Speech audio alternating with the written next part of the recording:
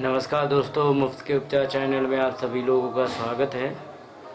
आज मैं बच्चों को पालने के विषय में, बच्चों का लालन पालन किस प्रकार से करना चाहिए जिससे वो संस्कारी बने, वैसी माँ बाप कोई गलती ना करे जिससे कि बच्चे के संस्कार पर गलत प्रभाव पड़े। इन सभी विषयों को लेकर के मैं आप लोगों के सम्मुख आज आया हूँ। चलिए शुरू करते हैं। नमस्कार, मेरा नाम प्रदीप है। सभी मित्रों को नमस्कार। आयुर्वेद शास्त्र में अवस्थाएं जो होती हैं वो 3 प्रकार से बांटी गई हैं, क्योंकि 3 दोष होते हैं, कफ, वात और पित्त। और हमारे जीवन के अवस्थाओं को भी 3 भागों में बांटा गया है। 0 से लेकर के 14 वर्ष, 0 का मतलब जन्म से लेकर के 14 वर्ष तक बच्चा हमेशा कफ के प्रभाव में होता है। 14 वर्ष से लेकर के 40 साल आज रह गया है तो वह 40 साल तक वह पित्त के प्रभाव में रहता है। और 40 साल के बाद जब तक उसकी ज़िंदगी बाकी है तब तक वह वात के प्रभाव में रहता है। पहले तो 60 वर्ष था, 14 से 60 वर्ष था, लेकिन आजकल मैंने देखा है कि बहुत जल्दी वात का प्रभाव हो जाता, तो इसलिए मैंने घटा के 40 कर दिया। 40 साल में ही उसको वात का प्रभाव दिखाई पड़ने लग जाता है मनुष्य को आजकल।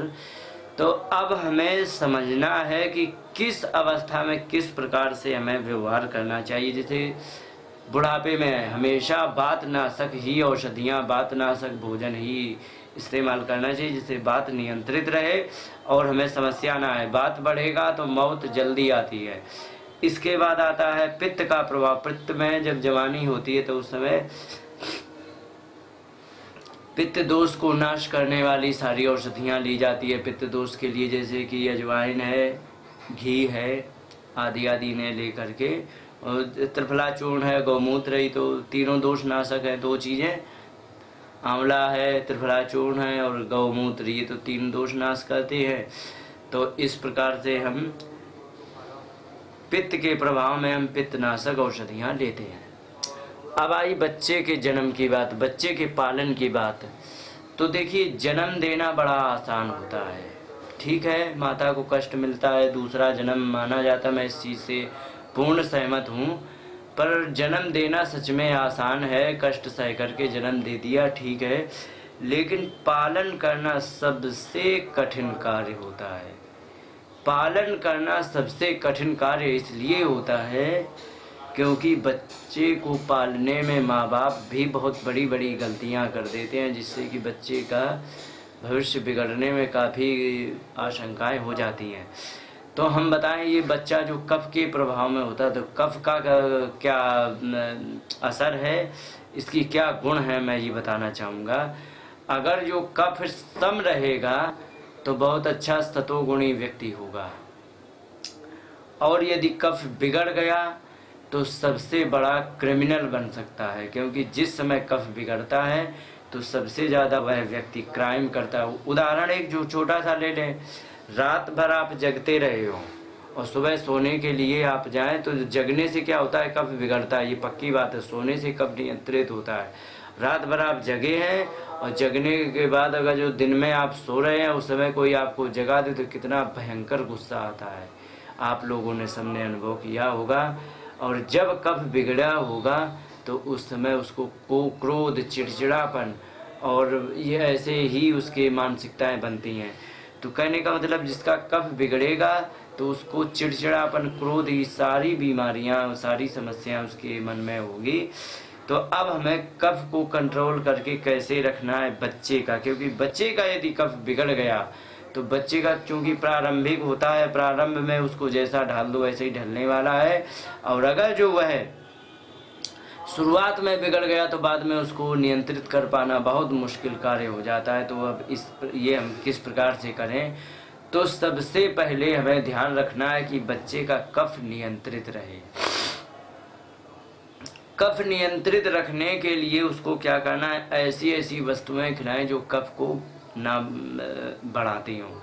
अब जैसे माँ बाप क्या करते हैं गलती से, क्या कि उसको साबुन से नहलाते हैं, बच्चे को कभी साबुन से नहीं नहलाना चाहिए, क्योंकि साबुन में जो कास्टिक सोडा होता है वह कफ को भयंकर रूप से बिगाड़ता है। ये कभी नहीं करना चाहिए, ये बहुत बड़ी गलती है। उसको नहलाने के लिए हल्दी का वो उपटन बना लो, हल्दी कफनाशक होती है, हल्दी का उपटन बना के स्नान कराओ। साबुन से महंगा नहीं पड़ेगा, है ना। और वो तो 200-300 रुपये किलो भी पड़ सकता है साबुन, इससे महंगा भी पड़ सकता है। लेकिन आटा लेकर के, थोड़ा सा बेसन लेकर के, थोड़ा सा उसमें तेल डाल के, उसी में हल्दी का उपटन लगा के उससे स्नान कराओ। इससे कफ बहुत नियंत्रित रहेगा। इसके बाद बच्चा क्या है, क्योंकि मैंने बताया कफ जो होता है ये बच्चे में होता है, तो कफ की प्रकृति होती है वह भारी होता है, चिकना होता है, भारी होता है। तो भारी होने के कारण वह बीपी को हाई करेगा, और बीपी हाई जो करेगा तो उसमें नींद ज़्यादा आएगी। तो अक्सर आपने देखा होगा छोटे छोटे बच्चे सोते बहुत हैं, तो आप कृपा करके इनको सोने से बिल्कुल भी डिस्टर्ब ना करें।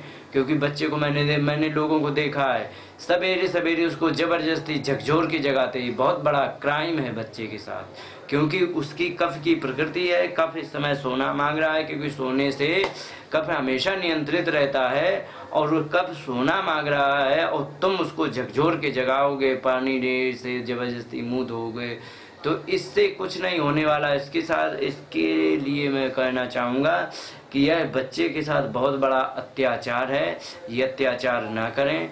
अब जब बच्चा बड़ा हो जाए खाने पीने लायक, तो उसको मैदा की चीज़ें ना खिलाएं। माने पूरा ध्यान यही रखना है कि बच्चे को कफ से कैसे निकाला जाए, और उस समय बच्चे की प्रकृति क्या होती है इसके बारे में भी जानना चाहूँगा। क्योंकि कफ की प्रकृति है, कफ की प्रकृति में बच्चा जिज्ञासु बहुत होता है, क्योंकि इमेजिनेशन उस समय बहुत होता है, वह कल्पनाएं बहुत करता है। ऐसा हो करें तो ऐसा क्या, तो बच्चे में देखा जाएगा कि वो नई नई कल्पनाएं करने के चक्कर में वह सारी चीज़ों को बिगाड़ देता है। जैसे कि कोई चीज़ है, उसको खोल के देखेगा इसमें क्या है, कैसा बना है, वो खोल देगा, फिर बना पाए या ना बना पाए उसकी कोई गारंटी नहीं है, पर वो खोल देगा, बिगाड़ देगा। ऐसा होता है, वो इसीलिए होता है क्योंकि उसका कफ उस समय इमेजिनेशन कर रहा है, उस समय इमेज बना रहा है, कल्पना कर रहा है।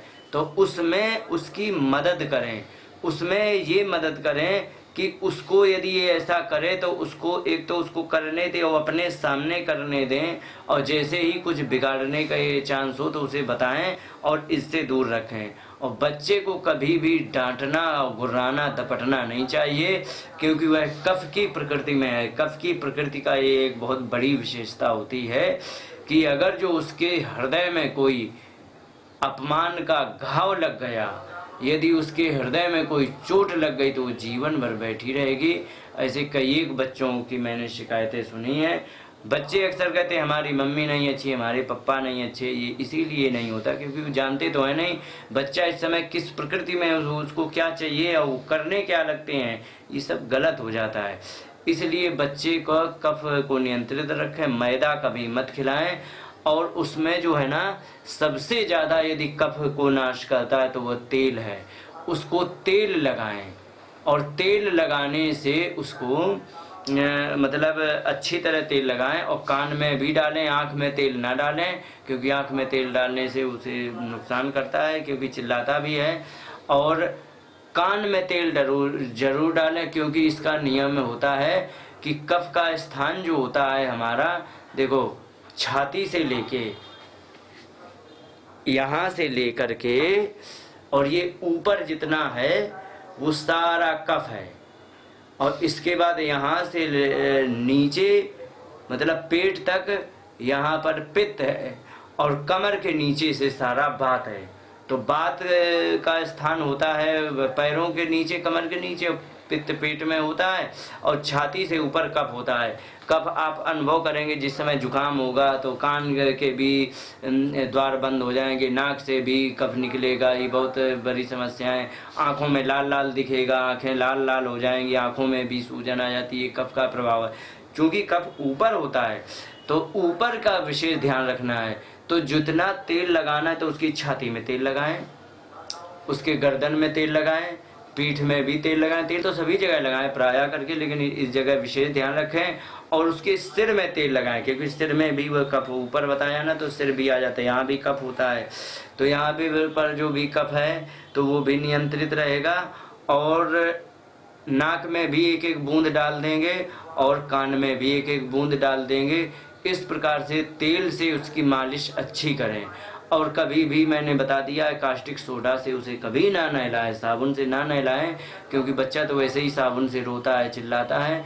और इससे यदि ऐसे नहलाएंगे तो इससे कफ और बिगड़ेगा। आपको ध्यान ये रखना है, यदि कफ आपने शांत करके उस बच्चे का पालन किया तो वह बहुत अच्छा चरित्रवान, संस्कारी और आपकी आज्ञा का पालन करने वाला मिलेगा। और एक माँ बाप गलती कर देते हैं कि बच्चा पूछ रहा है, मान लीजिए ये क्या है, तो ट्यूबलाइट पूछ रहा है ये क्यों जल रही है, तो उस बच्चे को कभी भी टालने का प्रयास मत करें और कभी भी झूठ तो बोलें ही मत, क्योंकि बच्चे के सामने यदि तुमने झूठ बोल दिया तो आपके जीवन का सबसे खतरनाक वो पॉइंट हो सकता है। क्योंकि मान लीजिए आपने आपसे कुछ प्रश्न पूछा, आपने उसको टाल करके कोई गलत जवाब दे दिया, और फिर अगर जो उसको असलियत यदि पता लगेगी तो आपकी स्थिति, आपकी हैसियत उसके लिए जीरो हो जाएगी। क्योंकि वो सोचे कि हमारे पापा को तो कुछ आता नहीं। हाँ, आपको नहीं आता है ना, आप स्पष्ट कह दो कि देखिए हमें इस विषय में कोई जानकारी नहीं है, हम आपको बाद में बता देंगे इसकी जानकारी करके, इस समय वर्तमान में हमें जानकारी नहीं। इस प्रकार से आप उससे कह दोगे, बच्चा बहुत खुश रहेगा। अगर जो तुमने झूठ बोल दिया तो बच्चा आपके हाथ से चला जाएगा। और अगर जो मान लीजिए आपने कोई प्रश्न आपसे पूछा और उस प्रश्न का उत्तर आपने गलत दे दिया, और जब उसे सही प्रश्न जिससे मिलेगा उत्तर, तो अब वो उसकी तरफ आकर्षित हो जाएगा, आपकी तरफ नहीं। और आपसे श्रद्धा भी खत्म हो जाएगी कि हमारे पापा ने हमें उल्लू बना दिया, हमारी मम्मी ने हमें उल्लू बना दिया। तो ऐसा नहीं करना है, हमेशा उसके आगे सही बात बोलें कि देखो इस समय हमें जानकारी नहीं, हम जानकारी करके तुम्हें बाद में बता देंगे। तो उस संतोष कर लेगा, चलो बाद में जवाब मिल जाएगा। और फिर नहीं भी तुम दोगे तो भूल जाएगा, कोई बात नहीं, जब उसे जवाब मिल जाएगा तो उसमें कोई ग्लानि नहीं होगी, क्योंकि उसे पता हो गया कि हमारे पिताजी को नहीं मालूम, बात खत्म। लेकिन झूठ बोल करके, टाल करके यदि अपना कलेश टालना चाहो तो ये बहुत खतरनाक काम हो जाएगा। इसलिए कभी बच्चे के सामने झूठ मत बोलो। दूसरा काम है कि अगर जो है किसी चीज में जिज्ञासा रखता है तो जिज्ञासा के लिए उसको कभी पीछे को मत खींचो। क्योंकि मैं अब क्या बताऊं, इस चीज का दर्द मेरे हृदय में भी बहुत बड़ा छिपा है। कोई भी चीज सीखे तो उसको सीखने में यदि तुमने पीछे को खींचा, उसे बहुत बुरा लगेगा, क्योंकि वह कुछ आगे बढ़ना चाह रहा है, तुम उसे पीछे खींचना चाह रहे हो। ये भी मत करें। उसका सहयोग करेंगे तो उस पर बहुत बड़ी श्रद्धा तुम्हारे लिए जागृत होगी, और असहयोग करेंगे तो बहुत बड़ी ईर्ष्या हो जाएगी कि जो कि शायद तुम्हारे जीवन के लिए गांठ बन के रह जाए, और वो गांठ जीवन में ना निकल पाए कुछ भी करने से। तो इसलिए ऐसा व्यवहार मत करें जो बच्चे को तकलीफ हो। जब धीरे धीरे बच्चा और बड़ा हो जाए तो खाने पीने का विशेष ध्यान रखें। उसको मैदा का कभी मत खिलाएं और चीनी मत खिलाएं, क्योंकि चीनी और मैदा दोनों बहुत भयंकर कफ को बढ़ाने वाली होती है। उदाहरण आपको देना चाहे तो आप कभी भी प्रैक्टिकल कर लेना। अगर जो आपको खांसी आ रही हो तो एक कप चाय पी लेना, आपको चैन नहीं पड़ेगी। और अगर जो आपको वही खांसी को शांत करना है तो उसमें पानी में थोड़ा सा नमक डाल के गर्म करके उबाल के और उसे गुनगुना पी लें तो आप तुरंत ठीक हो जाएगा। गुड़ खा लें तो आपका कफ ठीक रहेगा। तो इस प्रकार से हम उसको कफ को नियंत्रित करने के लिए चीनी और मैदा कभी मत खिलाएं, और चीनी यदि मैदा खिलाते तो उसका कफ बिगड़ेगा। इसलिए उसको इन चीज़ों से परहेज करें। खाने के लिए क्या दें, उसको आटा दें। बोलो, चलो आ रहे अभी तो आटा उसको दें। आटा भी वो भी मोटा मोटा दें, क्योंकि मोटे आटा जो होते हैं वो सारे वो तो क्या कहते हैं कि वो कफ को नियंत्रित करते हैं, और कफ को नियंत्रित करने वाली ही वस्तुएं दें। और जैसे कि अब आता है आंवला भी, त्रिफला आदि आदि दे सकते हैं। तो आंवला में जो है ना, आंवला बच्चे के लिए थोड़ा उपयोगी है, त्रिफला चूर्ण उसके लिए उपयोगी नहीं है। तो इसलिए बच्चे को संस्कारी बनाने के लिए उसके कफ पर विशेष ध्यान रखें और सारी जानकारियाँ कफ के लिए। अब उसको खाने को क्या दें? फल दे दें, फल कोई भी खिलाएं, उसके खाने पीने का अच्छा ध्यान रखें, क्योंकि उस समय ब्रेन का डेवलपमेंट अच्छा हो रहा होता है, शरीर का भी डेवलपमेंट अच्छा हो रहा होता है, तो इसलिए उसमें उसको तकलीफ नहीं होगी उसके विकास में। इसलिए उसके लिए आप ऐसा करें कि जितना हो कफनाशक औषधि खिलाएं। अब आपको एक बार पुनः बता दें कि अगर जो आपने उसके कफ को बिगड़ने दिया और कफ में तुमने गलत शब्द इस्तेमाल किया या उसको बेवकूफ़ बनाने का प्रयास किया या उसको मारने डांटने का प्रयास किया, तो आपके लिए जीवन में सबसे खतरनाक पॉइंट हो सकता है। इसलिए बच्चे को कभी भी डांटना नहीं, दपटना नहीं। ये बात मैंने बहुत संक्षेप में सुनाई है, बहुत संक्षेप में बताई है, और विस्तार से करने के लिए तो एक आध घंटे का विषय हो सकता है, लेकिन अब मैं अधिक समय ना लेते हुए संक्षेप में ही अपनी बात को विराम देते हुए सभी लोगों को नमस्कार, धन्यवाद। अंत में फिर एक बार कहते हुए बच्चे के कफ को नियंत्रित करने वाली ही औषधियाँ खिलाएं और उसको डांटें दपटें ना, इसलिए बच्चा बहुत अच्छा संस्कारी होगा। इन्हीं शब्दों के साथ अपनी बात को विराम देते हुए सभी मित्रों को नमस्कार, धन्यवाद।